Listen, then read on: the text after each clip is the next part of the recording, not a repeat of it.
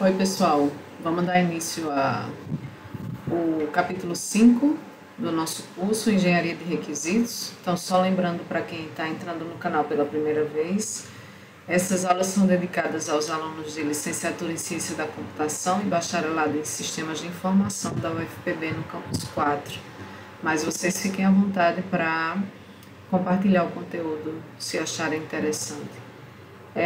Então, a gente viu nessa primeira unidade os processos, modelos de processo, discutimos as principais atividades dos processos e a gente também conversou e chegamos à conclusão que, independentemente do modelo de processo, do nome, das características principais, a gente consegue encontrar atividades relacionadas à especificação de requisitos, mesmo que eles se manifestem em forma de histórias de usuário, backlogs, documentos de requisitos, etc.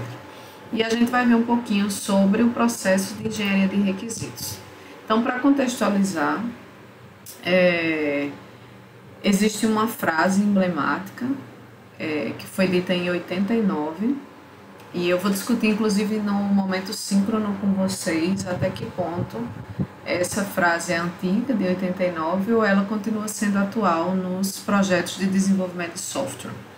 A frase diz o seguinte: 56% dos erros de um software podem ser rastreados para a fase de requisitos, ou seja, o mau processamento ou a má coleta de informação no processo de engenharia de requisitos pode fazer com que, ou é culpa de 56% dos erros de softwares que são liberados para os usuários pudessem ser evitados, se isso fosse bem feito e não mal feito. Será que isso é de 89? Será que com o avanço da engenharia de software a gente não tem uma melhora nesse percentual, ou essa frase deixa de ter sentido? Então, antes mesmo da gente entender o processo de engenharia de requisitos, eu sempre faço uma comparação para tentar explicar para os meus alunos de forma mais prática que o processo de desenvolvimento de software é um telefone sem fio e um jogo de time. Não adianta uma equipe ou parte da equipe ou parte da atividade ser bem feita, se alguma delas não for, esse time não ganha. E se a comunicação entre esse time não funcionar, como um telefone sem fio, que não é eficiente, o produto de software também provavelmente tende a não funcionar, ou não funcionar do jeito que é esperado. Então, quanto mais tarde o erro é detectado, é claro que maior o custo de corrigir. Eu já fiz a arquitetura do produto, eu já desenvolvi, eu já implementei e só percebi que eu entendi o que o usuário quer no final, depois de 4 meses de trabalho. Isso é muito mais custoso. Muitos erros são realizados durante a fase de definição dos requisitos e a gente vai ver por que isso acontece e por que isso gera um grande problema para a equipe de desenvolvimento. Erros típicos nessa fase de requisitos incluem fatos incorretos, omissões por parte do próprio usuário, que nem percebe que isso é importante para que a equipe de desenvolvimento entenda sobre o que ela tem que fazer, inconsistências e ambiguidades. E erros nos requisitos constituem uma das maiores preocupações ainda hoje na indústria de software. Então, é extremamente importante que o processo de engenharia de requisitos seja bem feito para o sucesso inteiro do projeto de software. Quando a gente inicia projetos de softwares atuais, como é que fica a parte de engenharia de requisitos? Hoje a gente tem problemas complexos, então não basta fazer um controle de estoque. As exigências são muito maiores, a concorrência é muito maior. Quantos aplicativos que fazem a mesma coisa existem no mercado? E por que você escolhe usar o WhatsApp em detrimento do Telegram, ou o Telegram em detrimento do WhatsApp, ou o Facebook em detrimento do Instagram, ou um aplicativo de edição de foto em detrimento de outro que faz alguma coisa muito parecida? Além disso, o domínio é desconhecido. Majoritariamente, não sempre, mas majoritariamente, A engenharia de software, a ciência da computação, mais especificamente a engenharia de software, ela é uma ciência por muitas vezes meio e não a ciência fim. Então a gente vive para escutar os outros e solucionar os problemas de outras especialidades. Então esse domínio é desconhecido. Quem vai fazer o programa para um médico fazer uma laparoscopia e ter os seus softwares rodados lá no momento da cirurgia é o engenheiro de software e não o médico. Mas a gente precisa escutar, precisa entender. Quem vai fazer um software para controlar um avião, por exemplo, de forma automática, é um engenheiro de software. Sistemas embarcados, por exemplo. Mas a gente precisa escutar quem entende sobre aquela máquina. Então, os domínios são desconhecidos para a gente fazer esse software funcionar. E quando a aplicação é inexistente? Como é que a gente tem uma referência, uma tecnologia, o desenvolvimento de um algoritmo que a gente pode só aprimorar ao invés de criar do zero? Então, tudo isso é crucial e relevante para a gente ter esse processo de engenharia de requisitos mais fácil ou mais difícil. Os clientes e os usuários importam muito. Então, independentemente da empresa adotar ou não metodologias ágeis, que traz essa importância clara dentro do processo de desenvolvimento de software, da presença do usuário e do cliente, independentemente do modelo de processo. É com eles que a gente vai pegar a informação para entender o que o software precisa fazer. E os clientes, nem sempre, clientes / usuário, então só lembrando, para quem não estuda há muito tempo engenharia de software, cliente não é sinônimo de usuário. Eu posso ter um cliente que paga o software, por exemplo, o dono do supermercado Walmart, mas quem vai usar são os funcionários. Então, o meu usuário é cada um dos funcionários. Mas eu posso ter um cliente que paga e usa, por exemplo, um escritório de advocacia. Quem paga pelo software é o advogado e quem vai usar o software também é o advogado. Então, às vezes, esses clientes / usuário nem sempre sabem descrever o que eles querem. Eu quero um sistema que resolva o meu problema ou que deixe toda a minha empresa informatizada. Eles usam esse termo, informatizada. Às vezes, os engenheiros de software nem sempre conseguem entender. Os usuários até falam, eu quero um sistema que tenha isso assim, sabe, na tela? Que tem um botão e que tem essas cores para a gente não ficar cansado, mas tem que ser rápido esse sistema e tem que ser seguro, porque eu tenho dados e tem a Lei Geral de Proteção de Dados que está por aí, para não me complicar. Eu preciso de um sistema criptografado, assim, alguma coisa, sabe? Ou seja, o usuário até disse o que ele queria, mas nem sempre foi captado da forma que ele gostaria pela equipe de desenvolvimento. Ou seja, a identificação do que o software precisa fazer, dos requisitos, tem que ser cuidadosamente executada. E eu já escutei muito assim, sabe por que você trabalha com requisitos? Porque você não sabe programar. Então você se diz engenheira de software, mas você não sabe fazer nenhum Hello World. Então você vai lá para os requisitos. Só que deixa eu te falar, isso é um mito. Eu conheço vários analistas de requisitos que são excelentes programadores e o processo de engenharia de requisitos é tão importante quanto qualquer outra fase do processo de desenvolvimento de software. Alguns estudiosos, inclusive, trazem a informação de que talvez ele seja um dos mais relevantes, porque sem entender o que o projeto de arquitetura sai errado, a implementação sai errada, os testes não fazem o menor sentido e você entrega um produto que não funciona. Então, é extremamente complexa, existem técnicas e precisa ser bem executado. Então, o que é a engenharia de requisitos? É uma sub-área da engenharia de software que estuda o processo de definição dos requisitos que o software deve atender. Ela surgiu em 93 no primeiro simpósio internacional de engenharia de requisitos. Então é uma área mesmo de estudo, de ciência, de produção acadêmica, de práticas e boas práticas técnicas E nesse processo é definido os desejos, as necessidades e as limitações dos clientes e dos usuários para a posterior implementação. Então não é só o que eu quero, às vezes é o que eu não quero, também é um requisito. Ou às vezes é eu gostaria, mas eu não posso. Ou às vezes é o ideal para minha empresa é isso daqui, mas eu não tenho computador para rodar isso. Então a gente vai ter que fazer dessa outra forma. Tudo isso é relevante e define também o processo de requisitos, a compreensão dos requisitos e a constituição dos requisitos. Então, quais são os objetivos da engenharia de requisitos? Primeiro é estabelecer e manter um acordo entre os usuários, os clientes e os outros stakeholders. Lembrando que stakeholders, para quem nunca ouviu esse termo, são todos os envolvidos direta ou indiretamente no processo de desenvolvimento daquele software. Prover um melhor entendimento sobre o que é o software.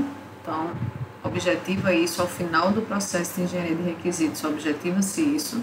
Define os limites do sistema. Então, o sistema vai até aqui. Mais do que isso é outro produto. Mais do que isso é a evolução do produto. Mais do que isso é a nova versão do produto. Menos do que isso, o sistema está incompleto, por exemplo. E provém a base para o planejamento do software. É através dos requisitos que eu crio os casos de teste. É através dos requisitos que eu construo a arquitetura do software. É através dos requisitos que os programadores, quando tem alguma dúvida sobre o que é, como tem que ser feito, algum detalhe não evidenciado no projeto arquitetural, chega lá nos requisitos. Lembrando que não existe implementação sem projeto arquitetural. Você precisa delimitar os componentes e como eles se falam. A gente vai ver isso nos capítulos que tratam de arquitetura de software. Então, o engenheiro de software, o programador, ele não tem que pular do processo de requisitos para fazer o software. Eu não tenho que entrevistar o meu usuário, abrir o Eclipse ou o NetBeans e começar a programar. Mas os requisitos também são usados por esses profissionais de forma subsidiária a compreender como tem que ser construído esse software. É extremamente importante. A fase de requisitos, a atividade de requisitos no processo de desenvolvimento é decisiva. E eu falei para vocês no começo dessa aula, né? A gente, no final das contas, depois de tanto estudar engenharia de software, depois de tanto pensar nos modelos, nos processos, nas boas práticas, usar frameworks, etc., o que é que interessa, no final das contas? Qual é a grande medida, a grande métrica de sucesso de um projeto e de um produto? A satisfação do usuário. Não adianta você usar a melhor linguagem de programação que seja super rápida e que, no final das contas, o seu produto não atenda os requisitos do seu usuário. Ao mesmo tempo, você, se for feito o levantamento de requisitos, se for mal feito o levantamento de requisitos, você não compromete só uma fase de requisitos que pode ser testada e depois a gente conserta.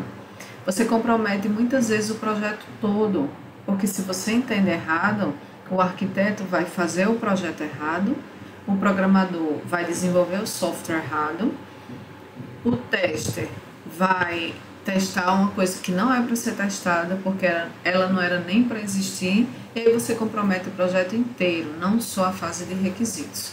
Então, nessa atividade de engenharia de requisitos, você estabelece os serviços, as restrições sobre esse serviço e como ele vai ser operado. O nome disso é requisitos.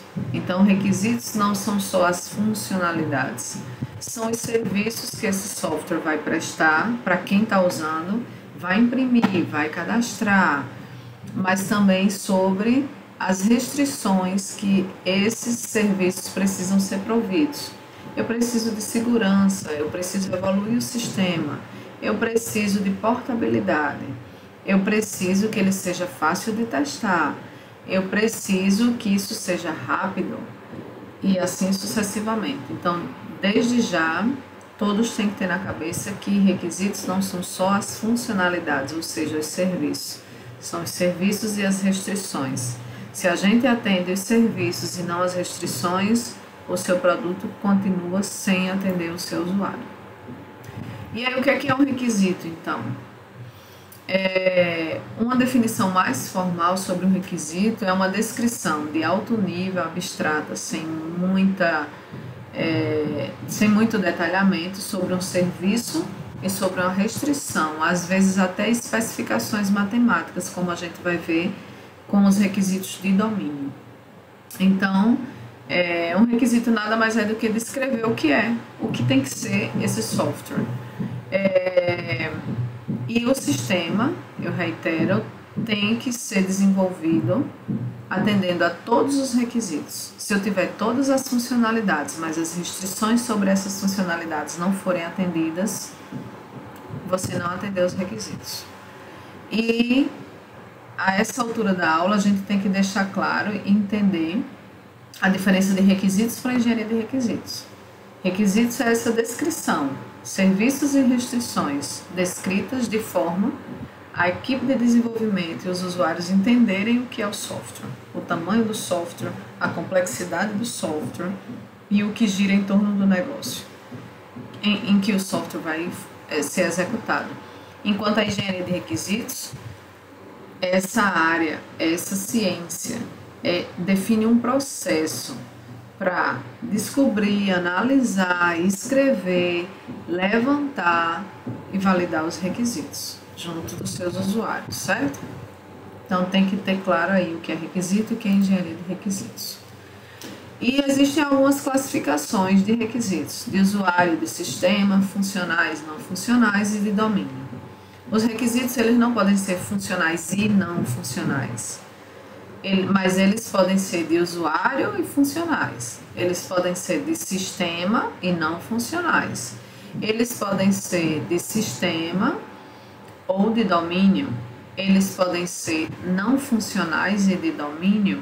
Então, existe uma comutação entre essa classificação, mas também existem excludentes. Eles não podem ser da mesma natureza, ao mesmo tempo com duas classificações de mesma categoria e de mesma natureza. Então, a primeira natureza, a primeira categorização desses tipos de requisitos é eles serem funcionais e não funcionais. De usuário e de sistema. Então, os requisitos de usuário, o nome já está dizendo, são requisitos de alto nível, na linguagem do usuário, que nem sempre o nosso usuário é de computação. Majoritariamente, o nosso usuário não é de computação. Nosso usuário é professor, é advogado, é médico, é caixa de supermercado, é padeiro. Normalmente, eles não são de computação. Então, são declarações de alto nível, numa linguagem natural, português, inglês, a depender do país, escritos para eles entenderem. Então, a gente, enquanto engenheiro de software, tem que ter esse cuidado de escrever requisitos de usuário que sejam compreendidos pelos usuários.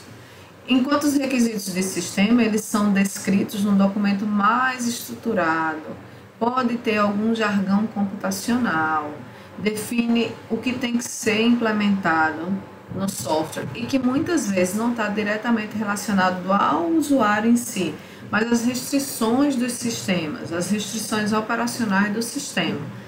Então, o livro de Somerville traz a quem é majoritariamente direcionado os requisitos de usuário e os requisitos de sistema. Então, por exemplo, os requisitos de usuário, gerentes de clientes, usuários finais, engenheiros dos clientes, analistas dos clientes, analistas de requisitos, enquanto os requisitos de sistema, os usuários finais dos sistemas, os engenheiros, os arquitetos, os desenvolvedores. Um mesmo requisito pode ser escrito como requisito de usuário e como requisito de sistema. Então, a grande diferença está muito mais na forma em que eles são descritos e na natureza de onde advém.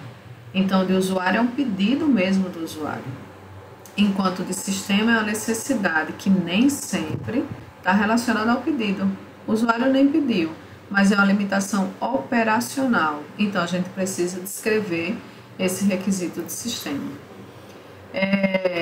Aqui está um exemplo de requisito de usuário e especificação de sistema. Então, o usuário, por exemplo, num sistema de biblioteca, ele pode ter descrito o que ele quer, ou restrição, ou serviço, de uma forma em que o analista de requisitos escreveu o seguinte requisito de usuário.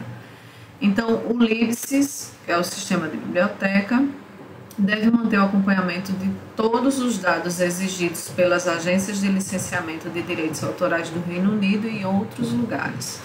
Então, é em português, sem complicação, é fácil do usuário entender, é fácil da equipe de desenvolvimento entender. Enquanto eu posso ter uma especificação de requisito de sistema, como aqui está aí, é uma linguagem mais estruturada. Então, eu digo, ao solicitar o documento, deve ser apresentado um formulário que registra o usuário e a solicitação feita. Os formulários devem ser armazenados no sistema por 5 anos. Eles têm que ter indexadores. Então, já começa uma linguagem que é muito mais voltada à solução computacional disso do que uma mera descrição sobre o que o sistema deve ter. Esses são bons exemplos de diferenciação entre requisitos de usuário e requisitos de sistema. Outra tipologia, outra natureza, outra categorização dos requisitos são os funcionais e os não funcionais. O nome já diz, funcional está ligado às funcionalidades do sistema, os serviços, o que é que o software precisa prover para atender às necessidades daquele contexto. Enquanto os não funcionais são restrições sobre o serviço. Ah, mas eu sempre confundo funcionais de não funcionais. Uma dica que eu dou, normalmente a gente consegue identificar com facilidade, é que todo requisito não funcional tem que estar associado a algum ou alguns requisitos funcionais, porque eles são restrições sobre o serviço. Ah, professora, mas se eu tiver tratando de um requisito não funcional, por exemplo, como manutenibilidade, isso é uma restrição sobre qual serviço? Eu posso falar que é sobre todos. Todos os serviços que estão disponíveis no sistema, o cadastro, a busca, a edição, eu deletar informações, eu alterar cadastros de usuário, modificar informações de perfil, todas elas têm que ser implementadas de forma a ser fácil manter. Então, é um requisito não funcional? É um requisito não funcional. Sobre qual restrição, sobre qual funcionalidade? Sobre todas. Então, uma boa dica é essa. Se você está na dúvida sobre requisitos funcionais e não funcionais, acha que aquilo é um não funcional, para e pensa, é restrição sobre o quê? Se você não achar essa resposta, provavelmente esse requisito é funcional e não funcional. Então, os requisitos funcionais, eles são mais fáceis de mensurar, são mais fáceis de avaliar, enquanto os não funcionais são mais difíceis de detectar, consequentemente de mensurar e de provar para o usuário que eu fiz. Por exemplo, como é que eu mostro para um usuário que a funcionalidade cadastro de pessoas ou cadastro de usuário no sistema está feito?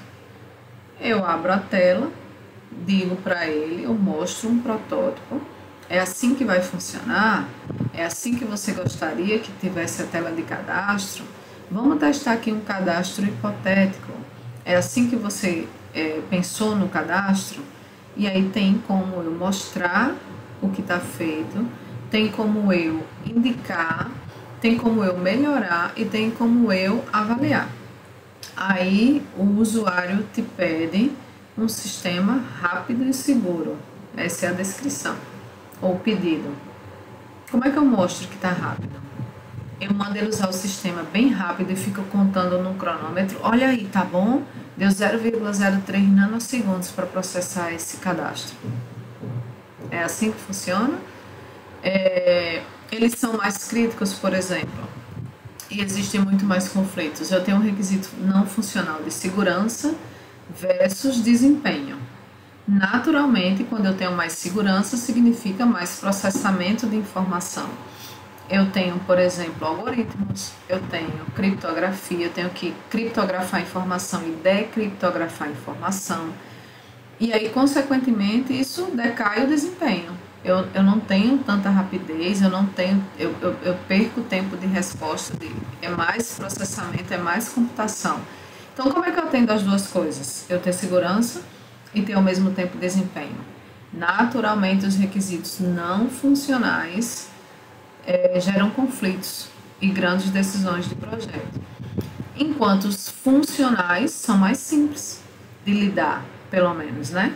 Eu não tenho um conflito entre cadastrar ou buscar. Eles são independentes, eles nascem, eles são medidos, eles são desenvolvidos de formas independentes. Então, essa é outra tipologia, os funcionais, funcionalidades, serviços do sistema, enquanto os não funcionais, as restrições sobre esses serviços, certo? Existe uma categorização proposta por Somerville dos não funcionais, que eu não acho interessante decorar ou memorizar a nomenclatura específica, mas isso nos ajuda a pensar no levantamento de requisitos. Então, quando eu olho para essa figura, requisito de produto organizacional externo, eu começo a pensar qual é a preocupação que eu tenho que ter quando eu conversar com o meu usuário ou com o meu cliente. Então, requisito de espaço, requisito de desempenho, todas essas questões são relevantes para que eu consiga fazer um software que atenda os meus usuários. Então, essa é uma nomenclatura muito mais de ajuda para o processo de levantamento de requisitos do que de memorização sobre os não funcionais, certo? E existe ainda a tipologia ou a natureza dos requisitos de domínio, que eles estão normalmente ligados às regras do negócio onde o software vai ser implantado, e tem linguagens específicas, notações matemáticas, por exemplo, que são específicas do domínio. Eles podem estar ligados a requisitos funcionais ou não funcionais, mas normalmente estão aos funcionais. E como assim requisito de domínio? Por exemplo, o cálculo de uma multa ou desconto. Então, o cálculo tem que ser no valor base de tantos por cento em cima desse cômputo. Então, tem uma descrição lá de domínio do negócio. Ou a restrição, por exemplo, de um dependente de um cliente no cadastro. Então, são exemplos de requisitos de domínio, certo? Então, a gente tem essas naturezas de usuário e de sistema, funcionais e não funcionais, e requisitos de domínio. E para levantar esses requisitos, naturalmente, a gente encara as imprecisões dos requisitos. Lembra lá do que eu falei no começo, requisito ou processo de desenvolvimento de software é um telefone sem fio, que precisa ser efetivada a comunicação. Caso contrário, esse time não vai dar certo. Então, essa imagem é bem emblemática quando a gente fala sobre requisitos, engenharia de requisitos. A primeira figurinha é a ideia original do projeto, e essa confusão até chegar ao projeto final, que é a última figurinha embaixo, do lado direito, é justamente as falhas de comunicação entre o usuário e a equipe de desenvolvimento e entre a própria equipe de desenvolvimento. O analista entende uma coisa, o arquiteto interpreta outra, o programador desenvolve outra mais diferente ainda. Então, a segunda imagem é a recomendação do consultor externo, a terceira imagem é o que o usuário solicitou, depois o que o líder do projeto entendeu, depois o que o analista de requisitos especificou. Vê que confusão. E no final, o que o usuário realmente queria. Ele queria um balancinho, necessitava só de um pneuzinho para um balancinho. Olha lá no começo a montanha-russa. E isso é o que acontece na prática no processo de engenharia de requisitos. Por que isso acontece? Porque os requisitos precisam ser completos e concisos. E isso não é uma tarefa simples. Pelo contrário, às vezes é impossível, de primeira, a gente construir requisitos ou descrever esses requisitos de maneira completa e concisa. O que é completude e consistência? Repara o nome. Completude está relacionado a ele ser completo. ele ter todas as descrições de recurso. E consistência significa dizer que para todas as pessoas que lerem aquela descrição, elas vão entender da mesma maneira, de forma consistente.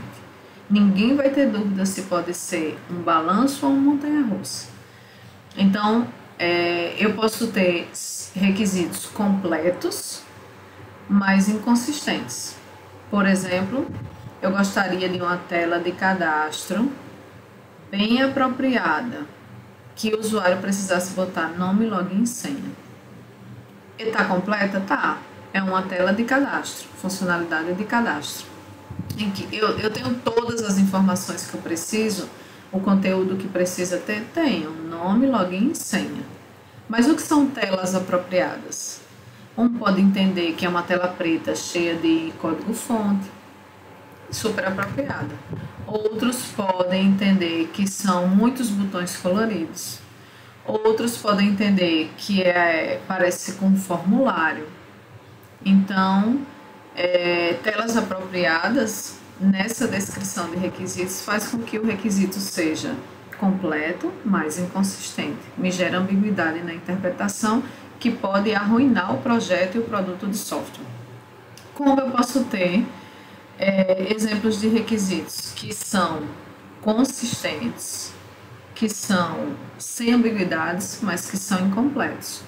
Por exemplo, eu quero ter um cadastro de usuário com várias informações. Não pode faltar nome e login, mas eu preciso de um monte de informações. E essa tela precisa ser no formato de formulário, com o botão OK e cancelar no final. Ou seja, está claro para mim, não tenho dúvida sobre como tem que ser essa tela, mas eu tenho dúvida sobre o que vai ter. Eu preciso da nacionalidade, eu preciso de quantidade de dependentes, eu preciso de endereço, não está completo. Está consistente, mas não está completo. Então, essa imprecisão de requisitos leva àquele caos que muitas vezes leva o projeto ao fracasso total. E aí, qual é a relação de requisitos com o projeto arquitetural, que é outra atividade do processo de desenvolvimento de software? Eles são tipo assim, unha e cutícula. Você monta o projeto de arquitetura através da definição e da descrição dos requisitos. Os requisitos estão relacionados a o que é o software, qual é o problema que ele tem que resolver na vida das pessoas ou dos computadores em que eles vão ser executados. Enquanto o projeto arquitetural é a solução. O requisito é o problema, o projeto é a solução. Lembrando que a descrição e a definição e especificação de requisitos não é solução de software.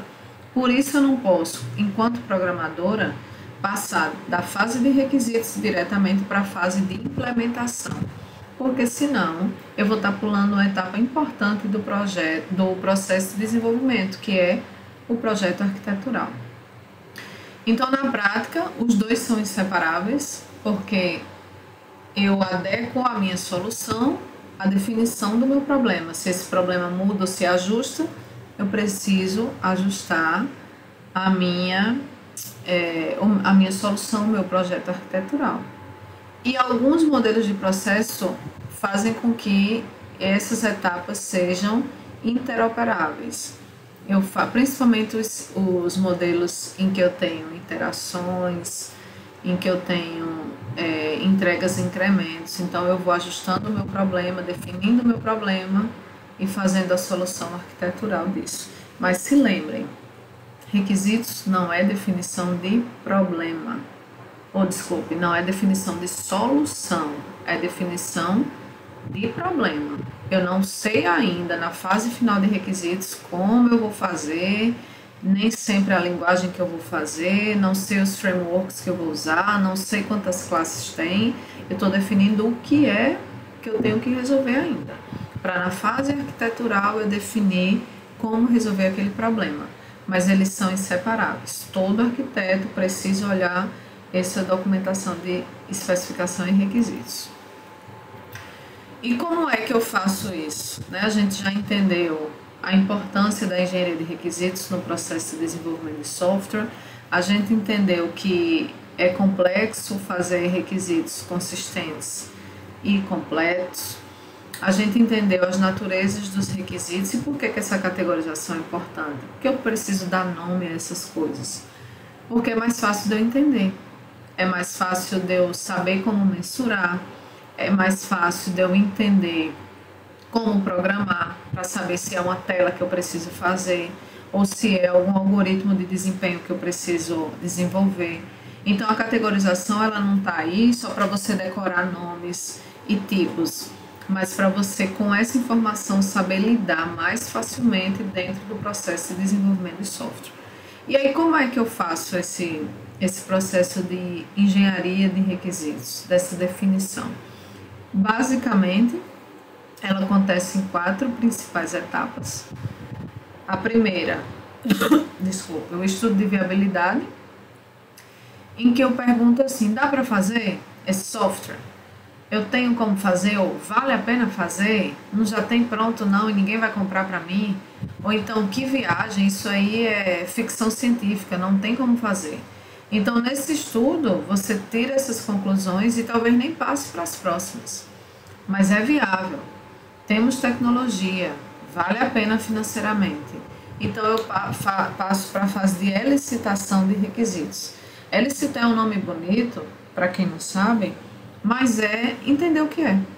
Eu vou caçar esses requisitos, que pode ser por observação, pode ser por análise de documentação do sistema, pode ser por avaliação de código-fonte do sistema que está rodando. Pode ser por entrevista com o usuário. Pode ser por etnografias. Então, existem várias formas de você olhar para o seu usuário e dizer, como é que eu faço? O que é que eu preciso fazer? Deixa eu te entender, deixa eu ver tuas necessidades. E a pergunta-chave dessa fase é, o que é que eu tenho que fazer? O que é que o software precisa executar? Passou disso, toda essa informação está na cabeça do engenheiro de software, do analista de sistemas. Eu preciso materializar essas ideias para que todos os stakeholders entendam da mesma forma. A equipe de desenvolvimento entenda da mesma forma e os usuários e os clientes entendam da mesma forma. Como é o nome disso? Materializar, documentar, especificação de requisitos. Então, eu vejo se é viável, primeira etapa.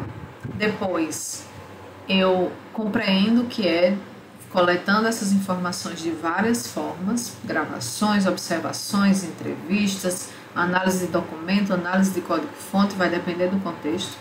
Eu analiso esses requisitos. Então, é funcional, é não funcional, é crucial, é importante, é imprescindível. Esse requisito tem a ver com esse, então eu só posso fazer essa funcionalidade se essa outra existir. Tem uma codependência entre eles. Quais são os prioritários? É melhor eu fazer logo o login ou é melhor eu fazer a funcionalidade principal do sistema, porque aí eu testo ela mais vezes? Então, eu vou analisar a natureza, a importância, a relevância. Eu vou tirar as inconsistências e as ambiguidades desses requisitos. Analisei, agora eu vou escrever, eu vou especificar os requisitos. E aí a gente documenta. Beleza, eu vi se era viável, primeira. Depois eu entendi e analisei o que é que o sistema tem que fazer, segunda. Depois eu escrevo essa coisa para todo mundo entender. Mas deixa eu checar se isso daqui que eu entendi e escrevi é realmente o que o usuário quer. Eu vou para a parte de validação de requisitos. Então, eu vou checar com o meu usuário se aquilo que eu compreendi enquanto engenheira de software, aquilo que eu documentei é realmente o que o usuário precisa para eu não chegar lá no fim do processo e fazer o produto errado. Quem é que usa esse documento de requisitos? Qualquer que seja ele. Documento de requisitos, histórias de usuários, cenários BDDs, casos de uso, casos de teste, independentemente da forma em que ele é escrito. Quem é que usa? Os clientes usam, /usuários, os gerentes usam para fazer os controles, os engenheiros de sistemas usam, os engenheiros de teste, os programadores, os testadores.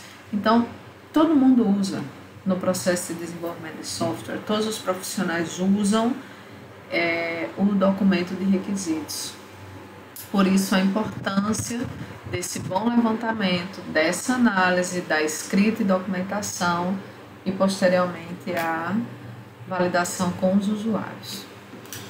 A primeira etapa, o estudo de viabilidade, eu já falei um pouco para vocês, vai descrever de forma geral como ele vai ser usado dentro da organização, da instituição, da empresa em que o sistema vai ser executado e basicamente faz essa grande pergunta: vale a pena ou não fazer?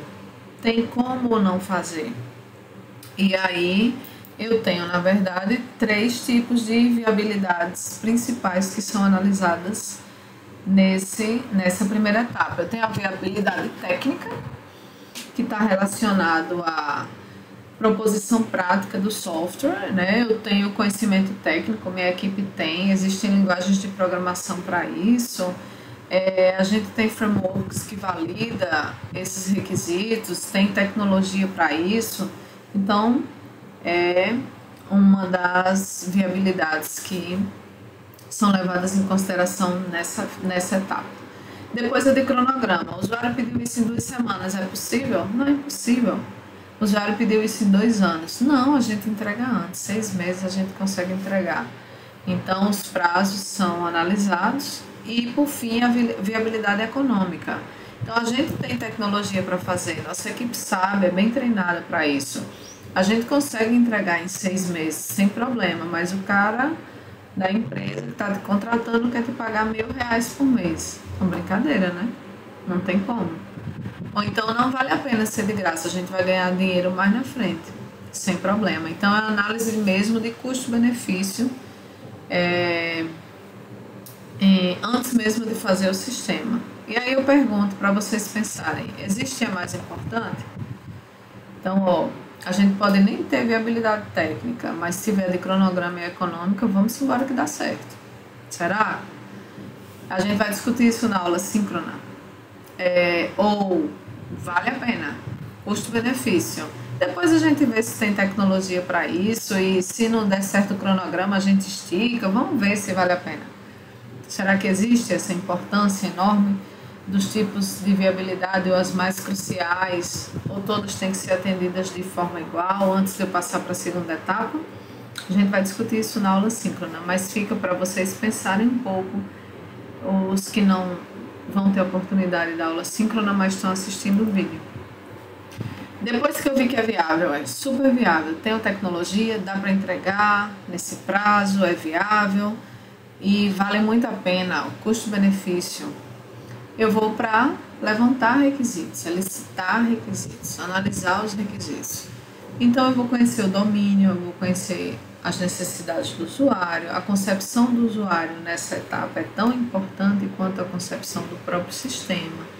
Analisar suas limitações, não suas necessidades. Mas você quer isso? Você tem computador para rodar isso? Você quer isso, mas o seu usuário é deficiente e auditivo. Será que você consegue fazer isso? Como é que eu faço para que esse software seja, por exemplo, assistivo? Quais são os principais desafios nessa etapa? Lidar com pedidos não realistas. Eu gostaria que eu chegasse automaticamente, abrisse a porta do meu escritório e já detectasse se aquela pessoa pode ou não entrar naquele espaço físico. Muita viagem, não tem como fazer. Por uma série de fatores, não só limitações tecnológicas, mas limitações físicas, limitações estruturais. Outro problema é entender os requisitos na linguagem do negócio. Então, eu entendi, mas esse termo aqui de cirurgia laparoscópica, eu não entendo. Como é que a gente tem que fazer isso? O que é uma pipeta e o que é diferenciado de uma vareta ou sei lá do que. Como é que eu faço isso para representar num software para laboratório químico? Eu não sei. Então, me explica aí, me manda uma foto, me dá o link do YouTube para eu poder estudar um pouquinho, para eu ver como é que eu represento isso em requisitos para que os programadores consigam fazer isso. Então, é uma coisa complexa, a gente não é especialista nas outras áreas, a gente só sabe de computação, mas precisamos entender de outros negócios. Saber identificar os requisitos que são iguais, escritos de maneiras diferentes. Ah, eu quero cadastrar um usuário assim, mas tem que ter um cadastro, uma funcionalidade que faça o cadastro, ou seja, a descrição de uma mesma coisa, falado de formas diferentes. E lidar com as mudanças de stakeholders já aconteceu muito quando eu era analista de requisitos, analista de sistemas numa empresa lá no Porto Digital em Recife, aconteceu demais. Eu passei assim 2 meses levantando requisitos e só para o processo de validação. Ah, cadê fulaninho para a gente validar aqui os requisitos? A equipe já vai começar a fazer o software. Ah, foi demitido. Trocamos. Ou ele está trabalhando em outro setor. Tá, e agora, como é que eu faço? Eu falo com quem? Ah, chegou uma pessoa nova, ela está em treinamento e está entendendo ainda o processo da empresa. Ou seja, eu de computação sei mais do processo naquele setor do que a pessoa que está chegando agora. Porque eu fiz o processo de levantamento de requisitos para fazer um software que atendia esse setor, mas agora eu não tenho como validar. Então, como é que a gente faz em situações como essa? Então, são os grandes desafios da engenharia de requisitos ao executar essas atividades. Então, só relembrando, são 4 atividades principais: estudo de viabilidade, licitação e análise de requisitos, especificar, que é documentar, e depois validar. Mas por que eu não coloquei tudo nas abas de processo? Porque especificar e validar existem nuances maiores do que o estudo de viabilidade, e aí eu preferi separar para a gente falar um pouco mais sobre a especificação e a validação. Mas lembrando que essas são etapas do processo de engenharia de requisitos, certo? Especificar, como eu disse, é escrever, tá tudo na cachola, na cabeça do engenheiro de requisitos. Eu preciso materializar aquilo para que todos consigam visualizar os requisitos, entender da mesma forma e a gente tocar o barco no processo de desenvolvimento de software. Especificar, eu tenho diretrizes para fazer, tenho técnicas para fazer essa documentação. E esses são conselhos, esse primeiro slide aí sobre especificação, são conselhos de maneira geral, independentemente da técnica que você use. O ideal é adotar um formato padrão para que todos compreendam.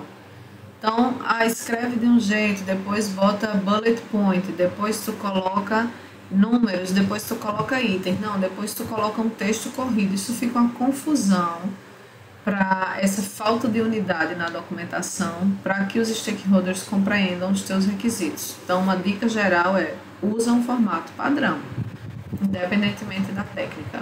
Usa uma linguagem de forma consistente. O que tem que ter na tela, ou no requisito, ou na restrição, ou no serviço, precisa, é necessário, é obrigatório.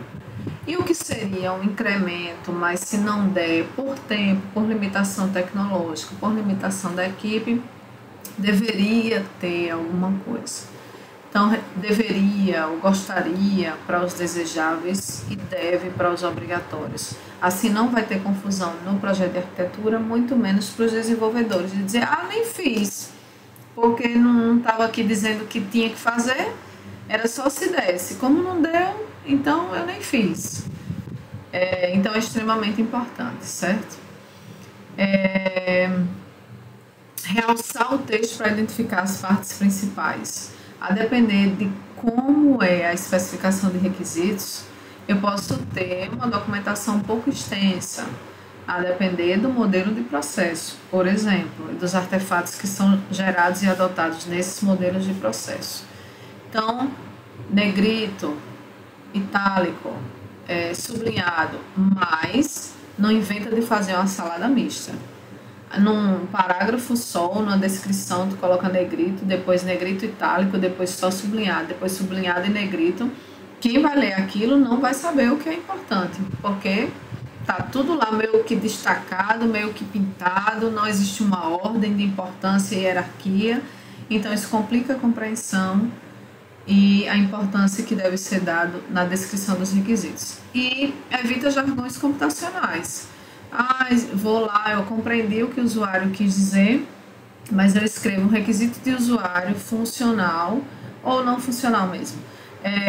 Dizendo assim, eu preciso já usar o JSF 5.0 porque vai rodar no JDK 9. Como é que eu vou validar isso com o usuário? Ele não sabe o que é isso. Sigla, a gente tem a mania de usar sigla, termo em inglês, que existem os termos para isso em português, mas a gente não usa. Então, evita esses jargões para facilitar a documentação e consequente validação dos requisitos. Então, especificar, como eu já falei, é escrever, documentar, é representar materialmente esses requisitos que estão na tua cabeça, como engenheiro de software, ou engenheira de software, e tu precisa mostrar para os outros quais são esses requisitos, quer sejam eles funcionais ou não funcionais, de usuários ou de sistema, ou de domínio. E essa especificação pode ser expressa de várias maneiras. A gente já viu alguns desses artefatos nos modelos de processo de forma superficial, mas eles podem ser um DDR mesmo, um documento de requisitos, histórias de usuários com ou sem cenários BDDs, descrições de itens de backlog, casos de uso, casos de testes. Tudo isso pode ser uma forma de eu expressar o que o software precisa fazer para atender às especificações do usuário. Mas eu tenho alguns problemas quando eu vou simplificar e usar a linguagem natural. Alguns deles, quando eu especifico falta de clareza, confusão de requisitos, eu posso ter fusão de requisitos. Isso dificulta a estruturação na especificação. Então, aquela imprecisão de requisitos no português mais simples pode trazer uma ambiguidade que gera uma fusão. Eram para ser 2 requisitos, eu coloquei na descrição só. Ou então, eu tinha um requisito só que estava descrito em 2 pedaços. Então, isso são alguns problemas que podem existir e que a gente tem que ter cuidado para buscar aquela completude e consistência no documento de requisitos, qualquer que seja ele. E existem alternativas para eu escrever os requisitos ao invés de somente uma linguagem natural. Eu posso ter uma linguagem natural estruturada, eu posso ter uma linguagem de descrição de domínio, notações gráficas, especificações matemáticas, tudo isso é possível ser feito dentro da especificação de requisitos para facilitar ou minimizar aqueles problemas que podem ocorrer na fusão, na confusão, na falta de clareza quando eu estou escrevendo somente um texto em português. Então, aqui é um exemplo de linguagem natural, só que está um pouco estruturada. Então, eu tenho um itálico aí na justificativa, eu tenho uma indentação, eu tenho pontos específicos. Então, especificação foi no Eclipse. Quem foi que fez a especificação? A fonte foi Ray, o escritor de tal coisa. Eu tenho uma descrição maior, eu tenho a justificativa lógica. Então, não é somente um texto corrido em que eu tenho que catar os pontos principais para fazer o meu projeto de arquitetura. Eu posso ter uma estruturação nessa linguagem, com bullet points, com realces de texto, com itens específicos que vão estar contidos nesse formato padrão de todos os requisitos para facilitar. Indexador, eu posso chamar RF01 de requisito funcional, RNF de requisito não funcional, já ajuda ao pessoal de desenvolvimento, teste e arquitetura. Então, são algumas alternativas à especificação de uma linguagem meramente natural. Esses são outros exemplos. Eu tenho uma especificação de requisitos num formato formulário, em que eu posso ter dados de entrada, saída e que ajuda também nesse processo. Eu posso ter uma especificação tabular, dando condição ação. Se o sistema é isso, então faça isso. Se o usuário isso, então faça aquilo. São outras alternativas. Mas a gente não pode esquecer que o documento de requisitos, ele não deve conter apenas requisitos funcionais e não funcionais.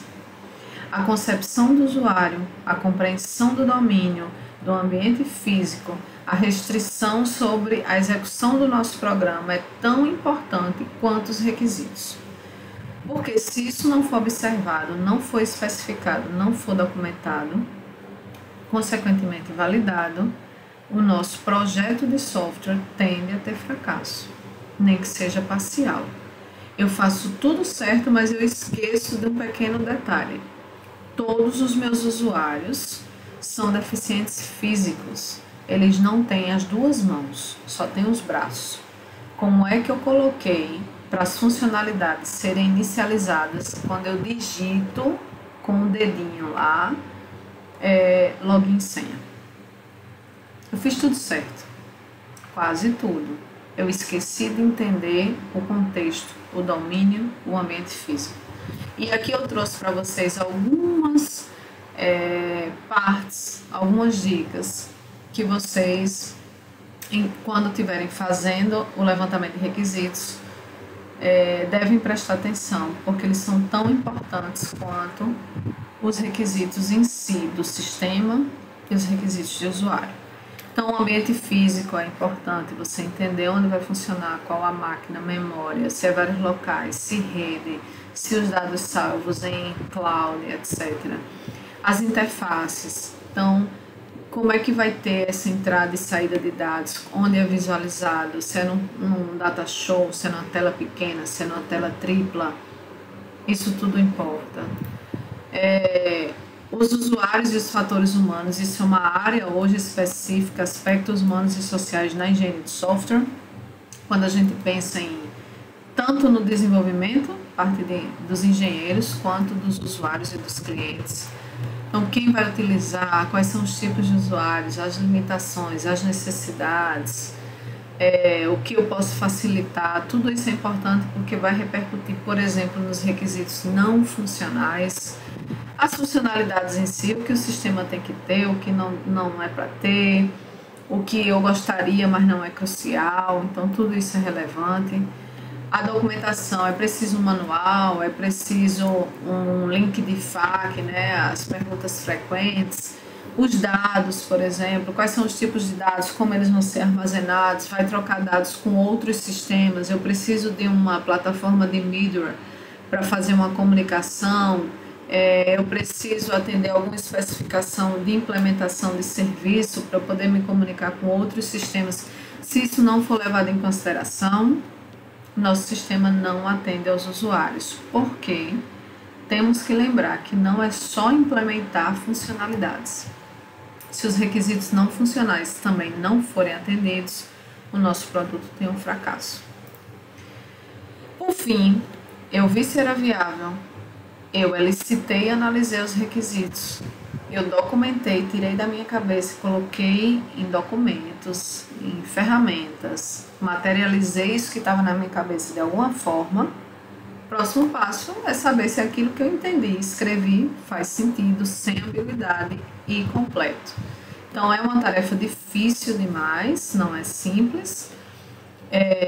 Eu tenho que ver com o meu usuário e o meu cliente se é aquilo que eu entendi antes de colocar para implementação. É muito importante, ao mesmo tempo que é difícil, ela é crucial de ser feita, porque eu não vou botar a equipe de desenvolvimento para começar a fazer o produto ou pensar na solução se o meu problema está mal definido. Então, eu começo daí mesmo. E existem algumas técnicas para fazer essa validação, né? Eu posso ter checklist mesmo e revisar os requisitos. Então, é isso. Repara aqui, check. Eu posso ter inspeção. Eu posso ter prototipação, então eu não tenho um sistema pronto, mas eu tenho telas, por exemplo, em formas de imagem, que eu tenho uma navegação fictícia para o usuário dizer, eita, é mais ou menos assim, mas tem que voltar nessa tela, não era isso que eu queria, era essa coisa. Então, a gente tem como fazer prototipação para fazer a validação dos requisitos. Eu posso gerar casos de teste também, é outra técnica, mas o processo de validação de requisitos precisa ser feito para eu dar andamento ao processo de desenvolvimento de software, certo? Então é isso, essa aula foi baseada nesses 3 livros, majoritariamente, com seus respectivos capítulos sobre engenharia de requisitos. Eu fico à disposição, vamos discutir um pouco mais junto com o questionário da nossa aula síncrona e agradeço a vocês a atenção e espero que vocês tenham gostado também. Até mais!